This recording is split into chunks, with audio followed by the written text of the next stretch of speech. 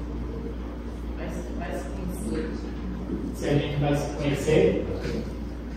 Olha, a Bíblia fala que nós iremos estar na presença de Deus, nós iremos conhecer a Deus e dá a entender que também iremos conhecer as pessoas. Lembra que quando Moisés e Elias aparecem diante de Jesus, Pedro e os outros reconhecem que é Moisés e Elias ali, certo? Então, eles têm aquele reconhecimento de que estão diante de Moisés e de Elias ali naquele momento, sendo que Moisés e Elias tinham corrido, tinham passado pela vida, mas eles têm esse reconhecimento. Então, algumas pessoas dizem o seguinte, que no futuro as nossas memórias serão apagadas. Olha, eu não teria isso, já imaginou, certo? Jesus volta, é inaugurado um novo céu e uma nova terra. Você chega assim na porta do céu, né? Aí, mãe, o seu nome, por favor, para você entrar aqui. Eu não sei. Aí, imaginou, você não sabe nem qual é o seu nome?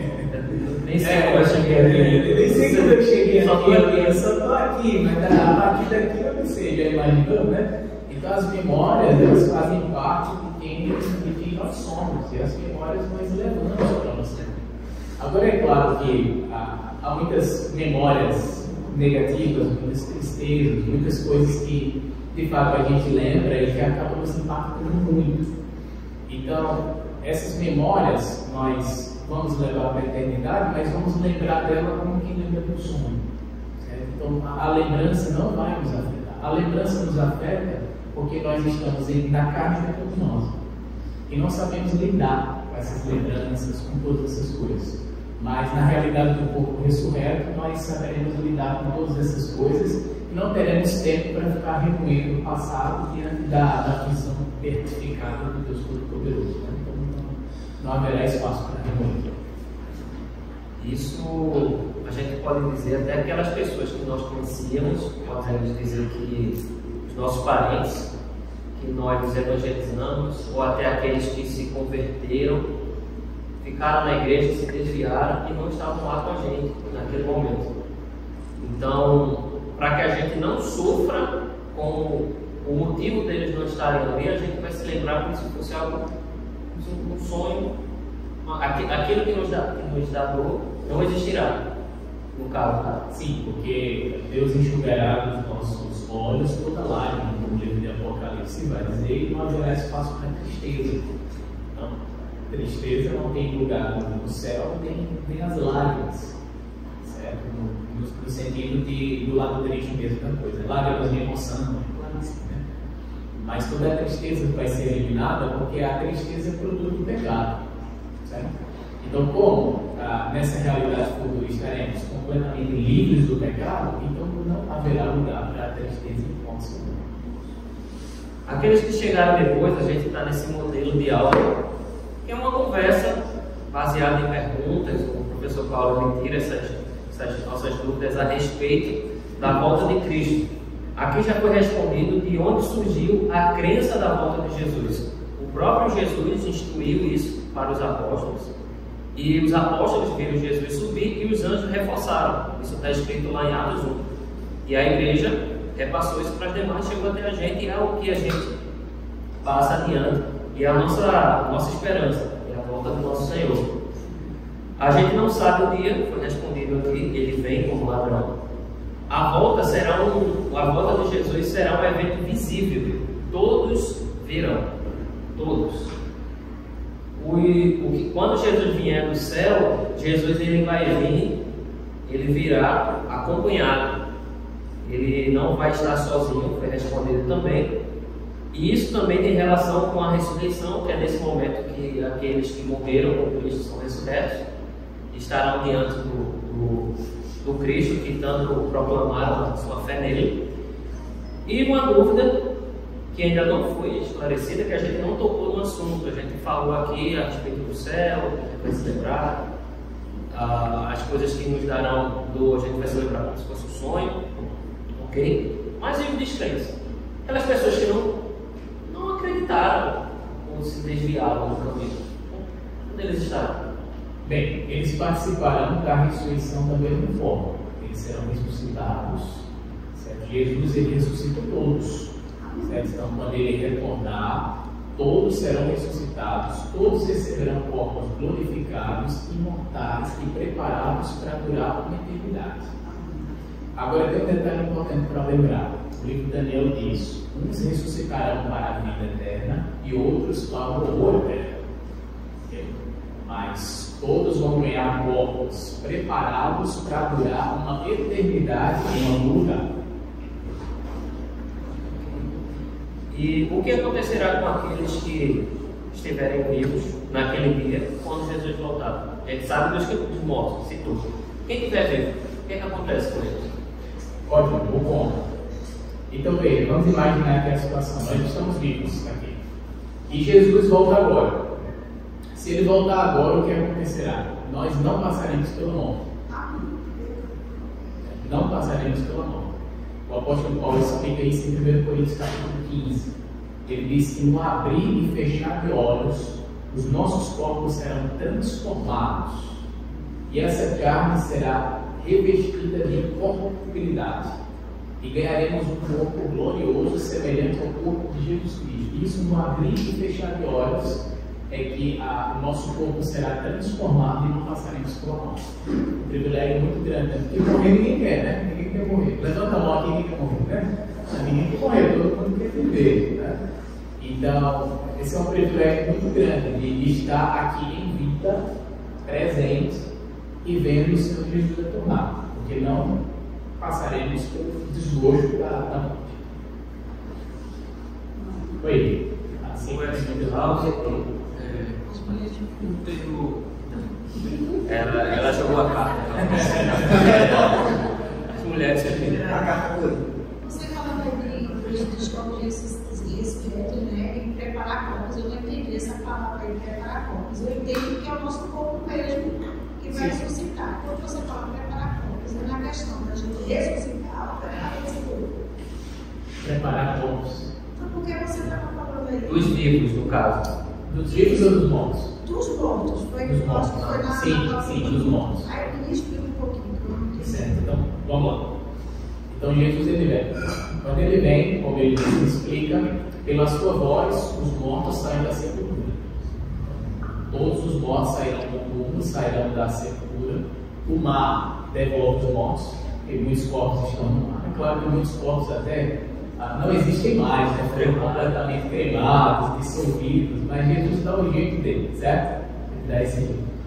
Então, o que vai acontecer? Pela voz, pela palavra do Filho do Homem, essas pessoas que já morreram e que tiveram seus corpos deteriorados, essas pessoas vão receber o corpo glorificado. Agora, esse corpo glorificado é criado a partir desse corpo dele. Então, para ficar mais claro, Vânia, se você morrer, quando Jesus ressuscitar, você terá esse corpo aí. Agora, numa versão 2%. Vai ser melhorado. Você tem fome. Exatamente. É um corpo que não se cansa, não sente fome. Por que eu digo que vai ser um corpo melhorado? Lembra que quando Jesus ressuscitou dentre os mortos e encontrou seus discípulos, percebe que os discípulos tiveram dificuldade para reconhecê-lo? Sim, sim. Percebe? Então, quando você lê essa carta da ressurreição, você percebe isso. Os discípulos ficavam assim. Lembra daquela história dos discípulos de Emaús, né? Que eles foram caminhando, Jesus lá perto deles, e eles não perceberam que era Jesus. Mas Jesus, na hora de orar, ele partiu o pão. E aí ele vai chegar à conclusão que Jesus orava de um jeito inconfundível. Quando ele orava, as pessoas diziam: é Jesus orando, porque ninguém ora como ele ora. E quando aquele homem orou daquele jeito, os discípulos irmãos, aí Jesus apareceu na presença deles. Aí cutucou o outro e disse: rapaz, era ele mesmo. Durante o caminho, enquanto ele pregava, enquanto ele falava, o nosso coração ardia. Né? Agora, o corpo dele era o mesmo, inclusive tinha as marcas, né? As marcas nas mãos, era o mesmo corpo, só que numa versão 2.0, a face já não era completamente a mesma, existiam as diferenças. Então, quando você vai ressuscitar para viver a nova vida, será o seu corpo, mas uma versão 2.0, uma versão melhorada. Eu tenho um irmão pequenininho que falou comigo, aí disse: sim, mas na ressurreição meu corpo vai ser maior, né? Mas sim, né? Então, assim, quem nasce sem as duas pernas, né? Vai ter as duas pernas para correr. Então, lá a gente não se cansa, a gente não envelhece, então, não terá doença. Certo? Amém. Sobre a vinda de Cristo, né? O termo arrebatamento, ele é bíblico. Porque você vê vídeos, né? A pessoa tá o motorista e o passageiro lá, o motorista sobe, o passageiro fica no carro dos governados. Então esse termo é bíblico, é correto?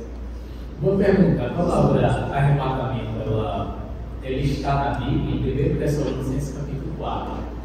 Então, o texto diz assim, que quando a voz do arcanjo der a ordem, a trombeta será soada e Jesus Cristo tornará, junto com os santos.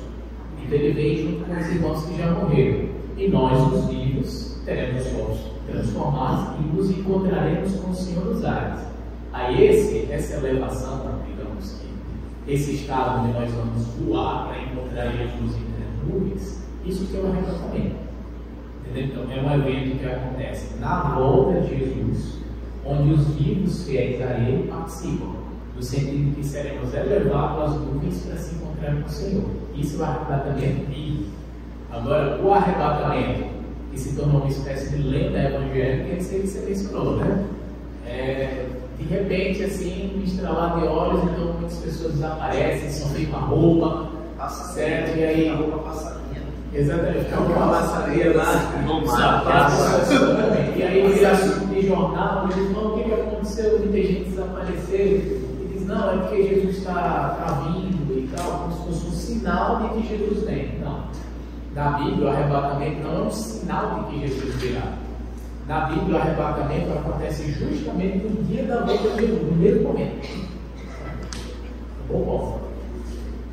E Paulo, falando sobre isso, que realmente é uma crença, foi muito bem colocada a lenda, se transformou uma lenda que veio do século XIX, mais ou menos, que chegou até nós, a respeito do arrebatamento. E eu gostaria que você explicasse para os irmãos por que eles acreditam nisso.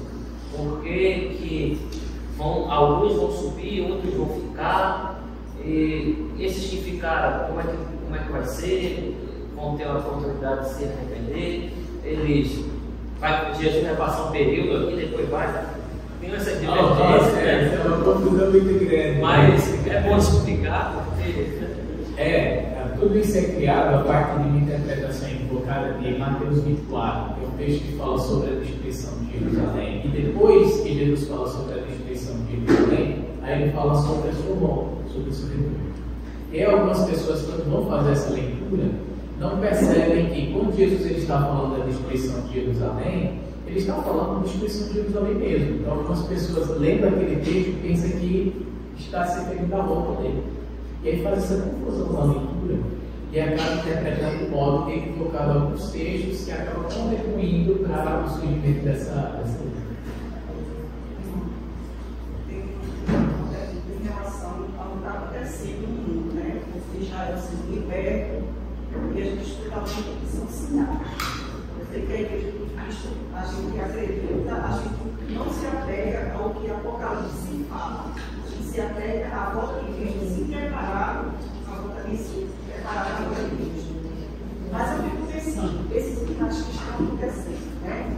É o que Cristo está vindo, ou a gente tem que entender, tem uma passagem na palavra que quando as coisas ficarem bem, é que Jesus Cristo é um sinal de que Cristo está voltando. Entendi. Eu me lembro do que Jesus falou para os fariseus. Ele disse assim: nenhum sinal lhe será dado, senão o sinal de Jonas. Isso com respeito à ressurreição, né, de Jesus, de Jonas, né, ele passou 3 dias comendo um grande peixe e depois acordou as suas atividades. Então Jesus disse: nenhum sinal lhe será dado, senão o sinal de Jonas. Então qual é o sinal da volta de Jesus? O sinal da volta de Jesus é a ressurreição dele. A ressurreição dele, visível, como fato histórico, incontestável, não é somente um artefato, é um fato histórico. Então a ressurreição dele é o grande sinal de que um dia ele de fato voltará. Então este é o sinal, digamos que incontestável. Um outro sinal que Jesus apresenta é a destruição de Jerusalém. Certo? Então, Jesus apresenta a destruição de Jerusalém, ele mostra que isso ia acontecer antes do retorno deles. Então ele apresenta, assim, este sinal, e de fato a cidade de Jerusalém foi destruída no ano. Foi destruída no ano 70, né? Estamos no ano 2025, então já passou bastante tempo. Né? Então temos alguns textos em que o apóstolo Paulo fala da revelação do homem do pecado, que seria uma pessoa que se opor grandemente a Deus. Mas ao longo da história, muitas pessoas já encarnaram esse papel, certo? De opositores, de pessoas que dizem, mas veja, aconteceu a pandemia, aconteceram terremotos, Israel está em guerra. Olha, Israel está em guerra desde quando foi fundado. Viu? O Estado de Israel foi fundado em 1948, desde 1948 até aqui, ele está em guerra, certo? Então, às vezes tem uma trégua ali, mas volta, está em guerra de novo, e sempre está nessa confusão. Mas os terremotos, sempre teve terremotos. E pandemia, agora tivemos uma pandemia. 100 anos atrás também houve uma grande pandemia que assolou o mundo. E esse surgimento de guerra, sempre houve. Mas o amor está esfriando nas pessoas. Olha, isso sempre aconteceu em um lado do mundo. Né? De um lado do mundo o amor está esfriando, e do outro lado o amor está crescendo. Mas não tem efeito totalmente geral. Né? Então, por exemplo, na época em que se levantou o nazismo, que Hitler começou a cozinhar muitos judeus e matar muitas pessoas, muita gente dizia, pronto, ele é o anticristo. E ele está perto de Jesus voltar. E Jesus vai voltar para matar Hitler e realmente resolver todas as coisas. Hitler morreu, certo? A Segunda Guerra Mundial acabou. Estamos quase que entrando num pé, talvez até na terceira, já passou muitos anos. E, enfim, certo? Então pessoas más sempre existiram, terremotos sempre existiram, epidemias sempre existiram. Mas a lua está em sangue, né? E sempre aconteceu, de tempos em tempos, aconteceu um eclipse. A eclipse acontece de tempos em tempos, certo? Então as pessoas que vivem assim, se apegando a esses fenômenos da natureza, esses sinais, não estão se apegando a algo verdadeiramente sólido. Então se apega à promessa de que ele vai voltar, certo? Então essa é a promessa mágica. Uma vez que chegou para mim e disse assim, eu não acredito nos princípios das mãos. Eu disse, eu acredito na promessa de que Cristo vai voltar. Sim. Porque até uma coisa assim, evangelho, dizer, princípio das dores, o tempo da tribulação, porque até hoje, a gente está passando por isso. Hoje Trump pode ser o anticristo, né, o padre. Você se apegar a isso, assim, eu acredito nas promessas de Cristo.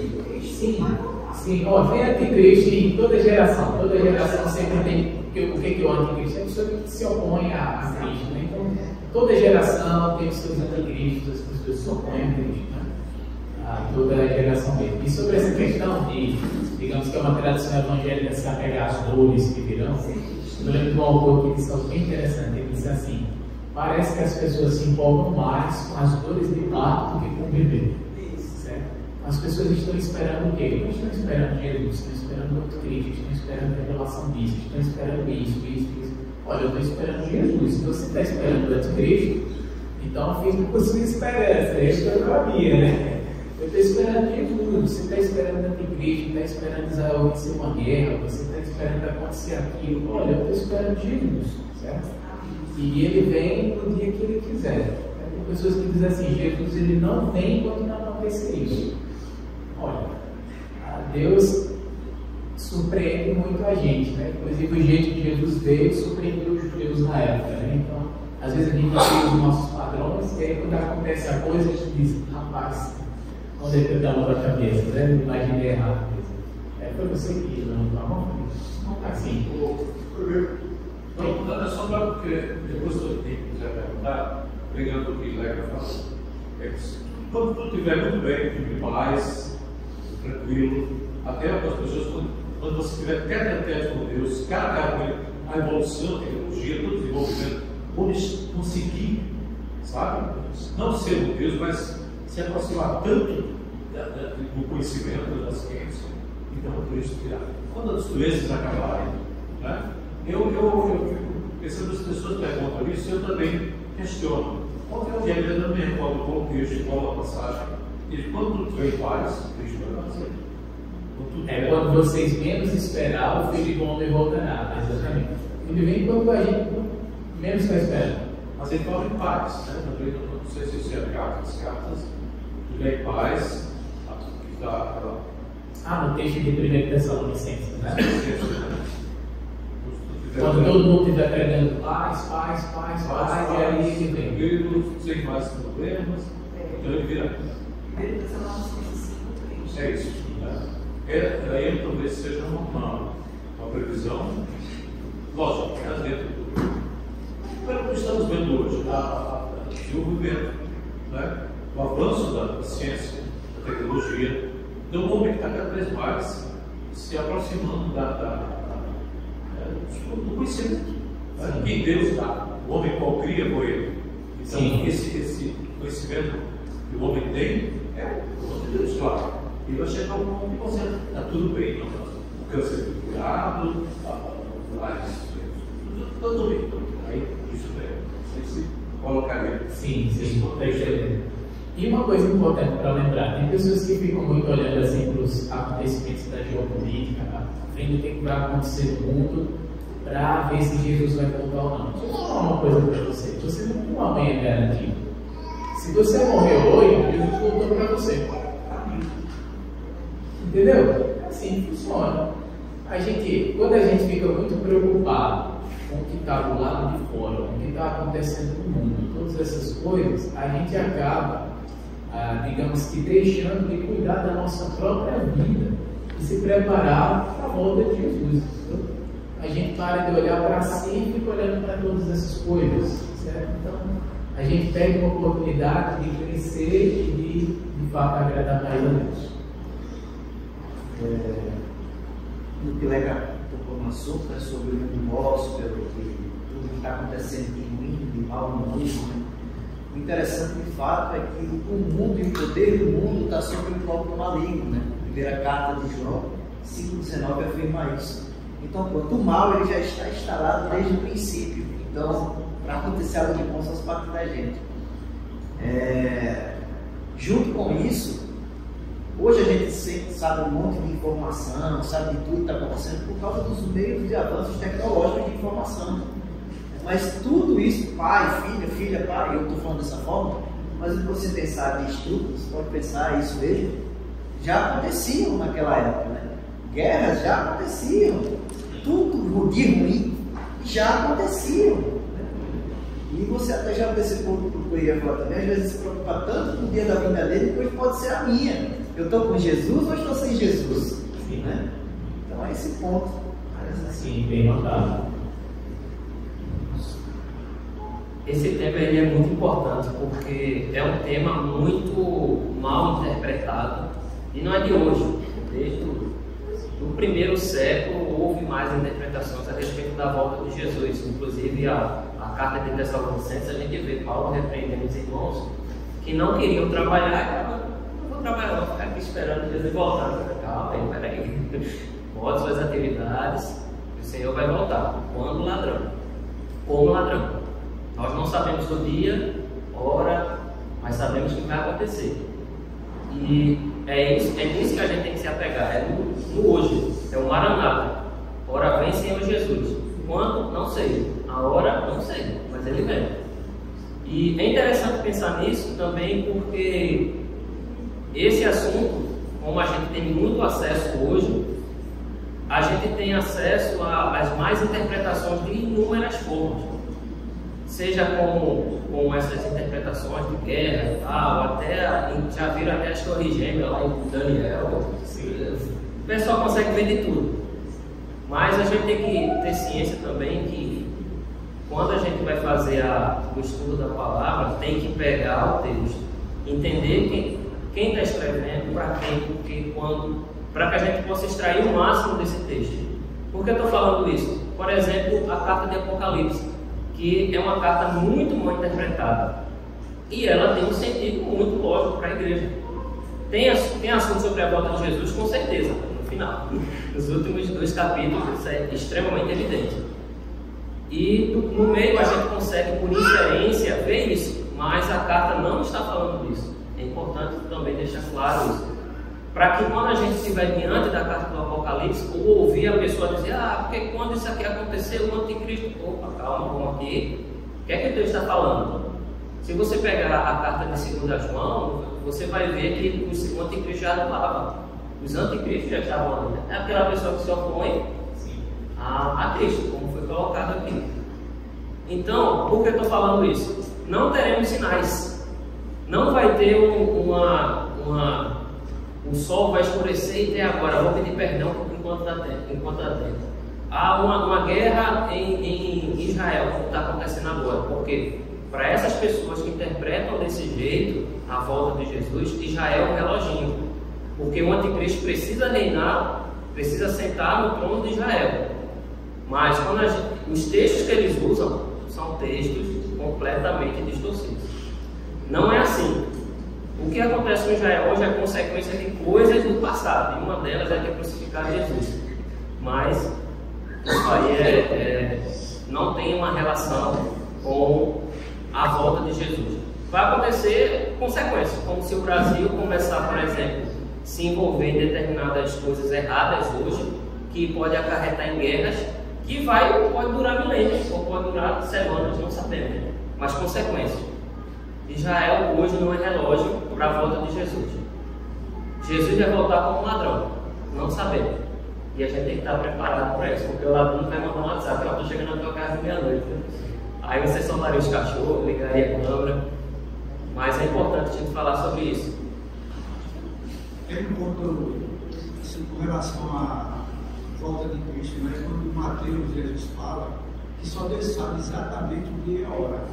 Ele diz como foram os dias de Noé, assim também vai ser a volta do Filho do Homem. Né? Quando um dia de hoje normal, como nós estamos aqui, normalmente de repente ele pode voltar. Muitas pessoas estão trabalhando, outras estão se divertindo, fazendo várias atividades e ninguém sabe a vida de volta. Por isso que ele alerta, se prepare.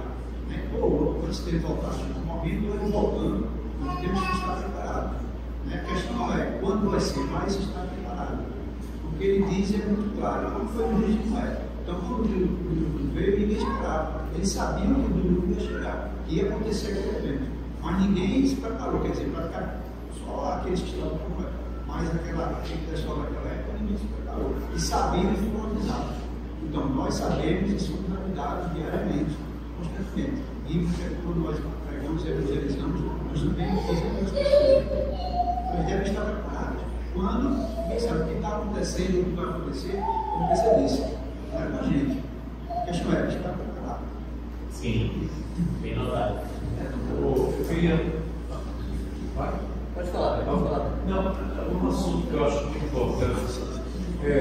Há uma segunda chance, salvação depois que Cristo volta. Então, isso é uma teoria, né? É uma dúvida ou uma afirmação? Não, eu não tenho dúvida quanto a isso. Mas assim, eu acho uma segunda chance. Uma segunda chance. Agora sim, há outros meios religiosos, né? A religião diz que essa chance, que Cristo vai voltar, e há uma chance de oportunidade para aqueles que não foram, não conhecerem Cristo. Então, queria que vocês colocassem um pouquinho de Purgatório.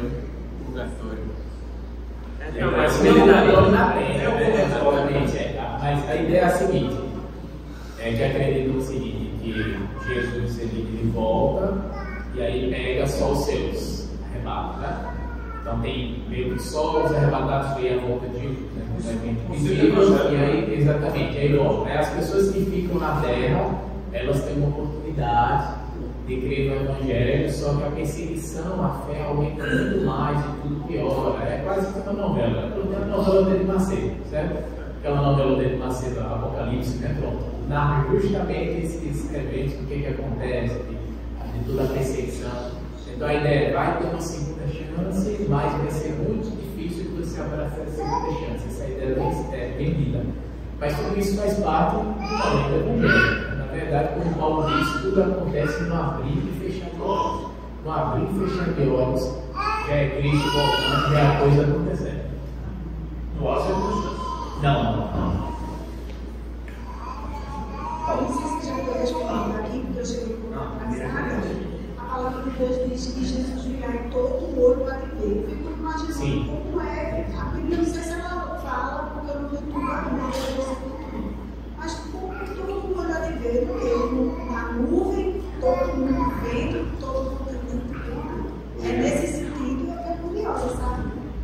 Deus é orienta. Não sei se tu já respondeu isso, vou chegar pra cá. Sim, eu falei que a volta de Jesus será visível e todo olho verá e toda língua confessará que Jesus Cristo é o Senhor. Não somente todos que estão aqui na terra, mas aqueles que já se juntam também. Então todo mundo vai chegar. Assim, preocupada às vezes pensando. E assim, eu conversando com o pai dele, dizendo assim, que Deus era vingativo. E eu escuto muito assim, a misericórdia do Senhor, né? Não é a misericórdia, se não fosse a misericórdia. E eu ouvi uma passagem que Jesus vai voltar em chama de fogo e vai julgar os que conhecem e não obedecem e os que não conhecem. Então, assim, eu fico pensando, nós conhecemos já muitas coisas do Senhor, mas, eu falando comigo, né? Cadê a obediência? O temor, né? O respeito. Eu vejo que devemos ter essa preocupação, né? Em querer saber e viver, porque é muito sério. Ele diz que vem como chama de fogo e vai julgar os que conhecem e não obedecem. Quer dizer, nós conhecemos já uma boa parte, né? O que Jesus fez na nossa vida, mas o que acontece? Sempre usamos assim, não, mas Jesus é misericordioso. Não, mas Jesus é misericordioso. Mas a Bíblia está dizendo que Ele vai fazer assim, Ele vai julgar. Os que conhecem não obedecem e os que não conhecem. Sim, bem notado. Obediência perfeita nunca conseguiremos entregar nessa vida, é claro. Agora, esse é um problema quando nós usamos esse tipo de discurso para não se dedicar. Mas ninguém é como Jesus, ninguém é santo, né? Todo mundo é pecador, a carne é fraca, né? Obediência perfeita ninguém consegue entregar. Aí quando a gente usa esses discursos para justificar o nosso pecado, a nossa própria vida, esse é o caminho que leva ao caos, né? Então não podemos ter esse tipo de discurso. Então tem dois discursos perigosos. O primeiro é o discurso da arrogância, dizer o seguinte: olha, eu já estou totalmente pronto, totalmente preparado, certo? Obedeço Jesus demais. Olha só, escuta o que eu faço. Eu sou como os demais homens, né? Roubadores, mentirosos. Eu sou muito melhor do que todo mundo, nem como isso publicamente, né? Então tem esse discurso da arrogância que nós devemos evitar. E também tem o discurso de dizer o seguinte: Deus é misericordioso, a graça dele é muito infinita, no final das contas ele vai dar um desconto assim para todo mundo, então a gente pode viver assim do jeito que quiser. E na hora que eu for morrendo assim, pedindo perdão a Deus, ele sabe, ele sabe. Então, são dois discursos que a gente tem que evitar, certo? Então, sempre trilhar o caminho da humildade, sempre querer crescer, sempre querer mais de Jesus. Me chama muita atenção o que Paulo disse: eu quero conhecer a Cristo e ser achado nele. O apóstolo Paulo, em Filipenses capítulo 3, versículo 9, dizendo que quer conhecer Jesus e ser achado nele. Aí você diz: não, Paulo, peraí, né? Você já conhece Jesus, você já está nele. Então, eu quero conhecer a Cristo e ser achado nele. Então, ele mesmo disse que não chegou nesse estágio de perfeição, mas ele quer mais e mais de Cristo. Vou falar mais uma vez. Fica à vontade. João 5, se não me engano, diz que nós vamos passar pelo crivo do juízo. Nós cristãos. Não vamos passar pelo juízo, nós seremos julgados. João 5. Sim, é uma pergunta. Sim. Acho que eu estava esperando ele terminar dele. Então, João 5 fala que nós já passamos da morte para a vida. E quem passou da morte para a vida já não entra em juízo. A palavra grega utilizada no texto para juízo é a mesma para condenação. Tá? Então, isso depende da tradução da Bíblia que a gente lê.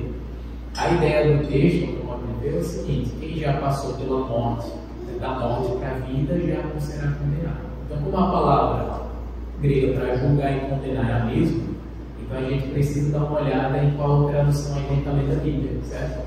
Eu não estou dizendo que tal tradução está traduzida errado, ou essa aqui certa ou essa errada. Significa que essa palavra grega ela pode ser traduzida dos dois jeitos, e os dois jeitos são boas traduções, mas eu posso ver nesse texto de João 5, a melhor tradução é apostar na palavra condenação do juízo. Isso. Por conta da hora, para que a gente vá para o nosso intervalo, eu gostaria de pedir ao Paulo que nos ajudasse a responder para aquelas pessoas que tiverem dúvida, quando perguntar, isso aí que vocês estão falando que Jesus vai voltar, isso aí é balela, isso é mentira, ou me prove que isso é verdade. Quais argumentos a igreja pode mostrar, argumentos verídicos, seja históricos, algo assim, que pode embasar que realmente a volta de Jesus é real? Boa pergunta, e é uma pergunta que o apóstolo Pedro já respondeu na sua segunda carta. Então ele justamente trata com os escarnecedores, que eram as pessoas que estavam dizendo: Jesus não vai voltar de jeito nenhum, olha só, tudo permanece do jeito que está, o tempo passa e ele não vem, então é bobagem essa história de Jesus vai voltar. E aí Pedro trata desse assunto respondendo aos escarnecedores do capítulo 3, segundo Pedro. Você pode ler esse texto, tá? E aí no texto ele diz o seguinte: por que Jesus não vai voltar? Uma dessas provas que ele apresenta é o próprio dilúvio. Mas olha só, Deus, em uma certa ocasião, ele não já pôs um fim a todas as coisas por meio da água? Isso não já aconteceu no passado? Por que ele não pode dar fim a todas as coisas por meio do fogo agora? É claro que ele pode. E sobre a volta de Jesus, aí Pedro complementa: não pense que Deus está demorando. Não interprete assim. Interprete que essa aparente demora é uma oportunidade que Deus está dando para mais e mais pessoas se arrependerem. Então, tá vendo? O tempo está passando e Jesus não voltou. Amém. Por que amém? Isso significa que ele está dando uma oportunidade para tanta gente. Para tanta gente conhecer Jesus, se render a Jesus, e dando oportunidade para você se preparar e tudo mais. Então, o fato de Jesus estar demorando não deve ser lido como algo positivo, quer dizer, não deve ser lido como algo negativo. O apóstolo Pedro diz: é aí onde você encontra a paciência e a misericórdia de Deus. E outra coisa que ele complementa, ele diz: o relógio de Deus é diferente do nosso. É claro, estou fazendo paráfrase, porque ele diz assim: para o Senhor um dia é como 1000 anos, e 1000 anos como um dia. Então o Senhor não está demorando. Então veja, já fazem 2000 anos que Jesus ascendeu aos céus e não voltou. Para Deus é como 2 dias, porque ele está fora do tempo, não é velho, um ano é como 1000 dias, 1000 dias como um ano. Então a gente que está preso ao tempo fica pensando que ele está demorando. A avaliação de Deus não está vendo demora, porque ele está fora do tempo e interpreta as coisas de um jeito totalmente diferente, por ele estar fora do nosso tempo, fora da nossa cronologia, e pelo fato do relógio dele ser diferente do nosso. Então, Deus não está demorando, pelo contrário, está dando oportunidade para mais gente se arrepender. Mas eu fico pensando lá em Tiago, quando ele exortou na igreja, dizendo que os irmãos sejam pacientes, pois a vinda do Senhor está próxima. Então, assim, é continuamente. Aí eu fico pensando, já pensasse a hora que ele voltar, ele não estiver na presença dele, porque tem momentos assim, né? Na nossa vida. Às vezes é difícil. Aí ele diz: sede paciente, fortalecer o vosso coração. A vinda do Senhor está próxima. Isso, e é nesse texto onde Tiago usa a ilustração do lavrador. Diz: o lavrador, ele vai lá, prepara o solo, ele joga a semente, ele cuida da plantação, esperando os frutos chegar. É lógico, um agricultor preparar a terra, colocar lá a semente, cuidar de toda a plantação e dizer: está demorando demais a nascer, quero mais não. Aí Tiago diz: não faz sentido. Então, se o agricultor está plantando, ele está construindo algo, isso é sinal de que ele vai receber o fruto. Então, se nós estamos servindo a Deus, usando as nossas vidas para glorificar a Deus, pode ter certeza que o fruto virá. Amém. Vamos ter nosso intervalo e continuar o culto daqui a uns 10 minutos.